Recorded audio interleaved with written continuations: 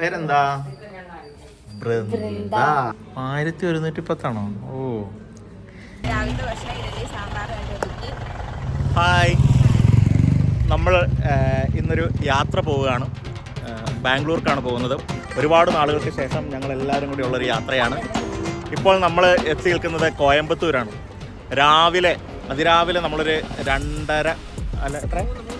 3:20 നമ്മൾ വൈക്കത്തുനിന്ന് പുറപ്പെട്ടു.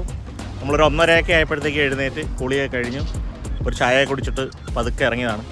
വാളയാർ എത്തിയപ്പോഴത്തേക്കും ഞങ്ങളൊന്ന് റെസ്റ്റ് എടുത്തു. കുറച്ചധികം നേരം കിടന്നൊന്ന് ഉറങ്ങി. അതിനുശേഷം വീണ്ടും നമ്മൾ വണ്ടി എടുത്തു. ഇതിപ്പം കോയമ്പത്തൂർ എത്തിയപ്പോഴത്തേക്കും ഇത്തിരി ആഹാരം കഴിക്കാനായിട്ട് ഇറങ്ങിയതാണ്. രാവിലത്തെ ഭക്ഷണം ഞങ്ങൾ ഇഡലിയും സാമ്പാറും ഒക്കെ ആയിട്ട് ഒതുക്കി, ചമ്മന്തിപ്പൊടി അത് കഴിച്ചു. ഇപ്പോൾ ഇവിടെ ഇരുന്ന് കഴിഞ്ഞപ്പോഴത്തേക്കും കുറച്ച് അടിപൊളി സ്ഥലങ്ങൾ കണ്ട. അങ്ങനെയാണ് ഞങ്ങൾ ഈ വണ്ടി ഇവിടെ ഒതുക്കിയത്.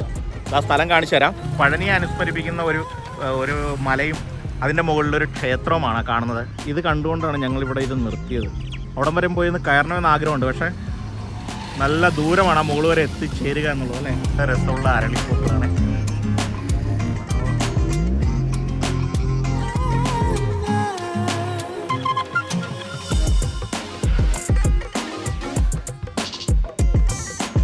നമ്മൾ ഏറെക്കുറെ ബാംഗ്ലൂർ എത്താറായി. എനിക്ക് തോന്നുന്നത് ഇവിടുന്ന് ഒരു 150 കിലോമീറ്ററും കൂടി ഉണ്ടാവും ബാംഗ്ലൂരിലേക്ക്. നമ്മൾ ധർമ്മപുരി എന്ന് പറയുന്ന സ്ഥലത്താണ് ഇപ്പോൾ നിൽക്കുന്നത്. ഇവിടെ നമ്മൾ ഫുഡ് കഴിക്കാൻ കയറിയതാണ്. അന്നേരമാണ് ഇതുപോലെയുള്ള കുറേ ശില്പങ്ങളിങ്ങനെ കാണാൻ പറ്റിയത്. അപ്പോൾ ജസ്റ്റ് നിങ്ങളിതൊന്ന് കണ്ടു നോക്കും. മനോഹരമായ ഒരുപാട് ഓടിൽ തീർത്ത പോലത്തെ ശില്പങ്ങളാണ് ഇരിക്കുന്നത്.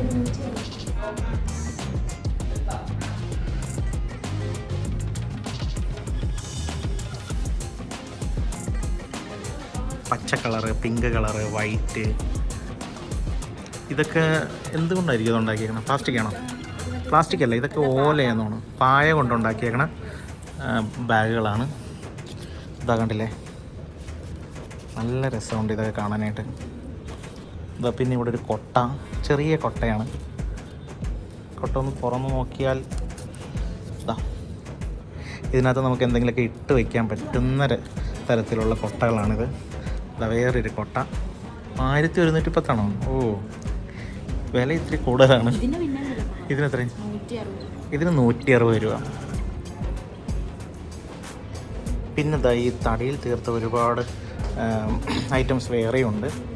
ഇതിൻ്റെ പേരെന്താണെന്ന് അറിയില്ല. പക്ഷേ ഇതിൻ്റെ ഒരു റേറ്റ് 1000 സംതിങ് ആണ്.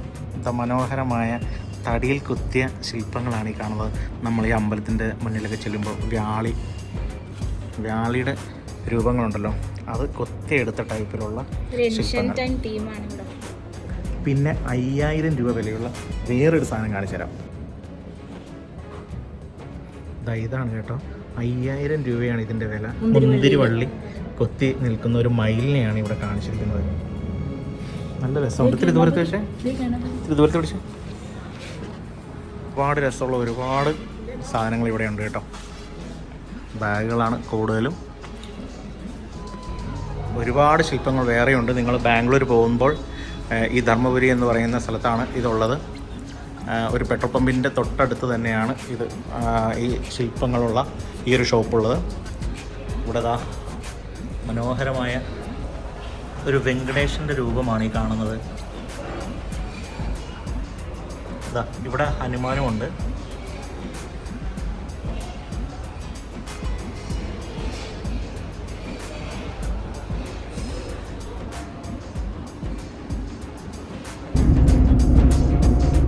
നമ്മുടെ ഈ ബാംഗ്ലൂരിലേക്ക് വരുമ്പോൾ ഒരു പ്രത്യേകത എന്തെന്ന് വെച്ചാൽ നല്ല റോഡുകളാണ്. അത് മാത്രമല്ല ദൂരെയായിട്ട് ഒരുപാട് മലനിരകൾ കാണാൻ പറ്റും. അതാണ് ഈ ബാംഗ്ലൂർ എത്താറാവുമ്പോഴുള്ള ഏറ്റവും വലിയൊരു ഭംഗി എന്ന് പറയുന്നത്.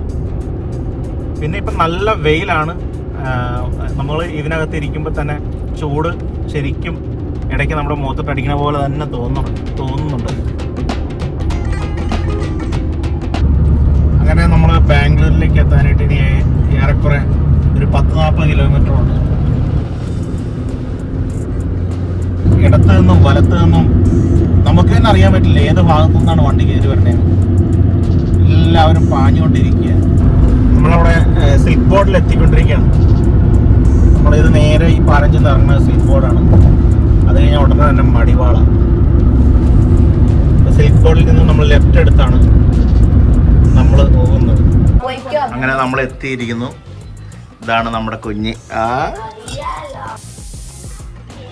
അങ്ങനെ നമ്മൾ ഇന്നലെ വൈകുന്നേരം എത്തിയപ്പോഴത്തേക്കും സമയം എത്രയും 7 മണിയായി. നമ്മൾ എത്തിയപ്പോഴത്തേക്കും ഒരുപാട് ട്രാഫിക് ഉണ്ടായിരുന്നു. അതുകൊണ്ട് തന്നെ നമ്മൾ നേരത്തെ കഴിഞ്ഞ വർഷം 2 വർഷം മുമ്പാണ് ഇതുപോലെ നമ്മൾ വന്നിരുന്നത്. അന്നൊക്കെ ഈ പറഞ്ഞ പോലെ വണ്ടി ഓടിക്കാനായിട്ട് കുറച്ചും കൂടെ സാധിക്കുമായിരുന്നു. ഇപ്പം നല്ല ബ്ലോക്കാണ്. അപ്പം നമുക്ക് ഇടത്തുനിന്നോ വലത്തുനിന്നോ ഏത് സൈഡിൽ നിന്നാണ് വണ്ടി കയറി വരുന്നതെന്ന് പറയാൻ പറ്റില്ല. അത് കാരണം ഒരുപാട് കഷ്ടപ്പെട്ടാണ് നമ്മളിവിടെ എത്തിയത്. രാത്രിയിലാണെങ്കിൽ കഴിഞ്ഞ ദിവസം 2 മണിക്കൂർ മാത്രം ഉറങ്ങിക്കൊണ്ട് വണ്ടി ഓടിക്കുന്ന സമയത്ത് കണ്ണുകളൊക്കെ ഭയങ്കരമായിട്ട് പൊളിച്ചു. ഈ വെയിലും ചൂടും ഡ്രൈവ് ചെയ്യുമ്പോഴത്തേക്കും കണ്ണുകൾ ഭയങ്കര ഡിസ്റ്റർബൻസ് ഉണ്ടാക്കി. അത് കാരണം പല സ്ഥലങ്ങളിലായിട്ട് നിർത്തി റെസ്റ്റ് എടുത്തിട്ടാണ് പോകുന്നത്. 2009 മുതൽ 2012 വരെ നമ്മളിവിടെ ഉണ്ടായിരുന്നൊരു കാലഘട്ടമായിരുന്നു. അവസാനം ഈ പറയുന്നൊരു ട്രാഫിക്കും ഈ നമുക്കൊക്കെ വണ്ടി ഓടിക്കാനായിട്ടുള്ള ഒരുപാട് ആഗ്രഹങ്ങളുണ്ടല്ലോ, ആ വണ്ടി ഓടിക്കലൊക്കെ ഇവിടെ കഷ്ടമാണ്. അങ്ങനെ അവസാനം 2012 ഇവിടുന്ന് ഇട്ടെറിഞ്ഞിട്ടാണ് വീണ്ടും എറണാകുളത്തോട്ട് ചേക്കേറിയത്. അപ്പോൾ ആ തട്ടകത്തിലേക്ക് ഇടയ്ക്കിങ്ങനെ വന്ന് കണ്ടുപോവുക എന്നുള്ളത് മാത്രമാണ് നമ്മളെ കൊണ്ട് സാധിക്കുക. ജീവിക്കുക എന്ന് പറയുന്നത് നമുക്ക് നാട്ടിൻപുറങ്ങൾ തന്നെയാണ് ഇഷ്ടം. ഇടയ്ക്കിടയ്ക്ക് സിറ്റിയിൽ വരിക, കാണുക, കാഴ്ചകൾ കണ്ട് തിരിച്ച് മടങ്ങുക. പേരെന്താ?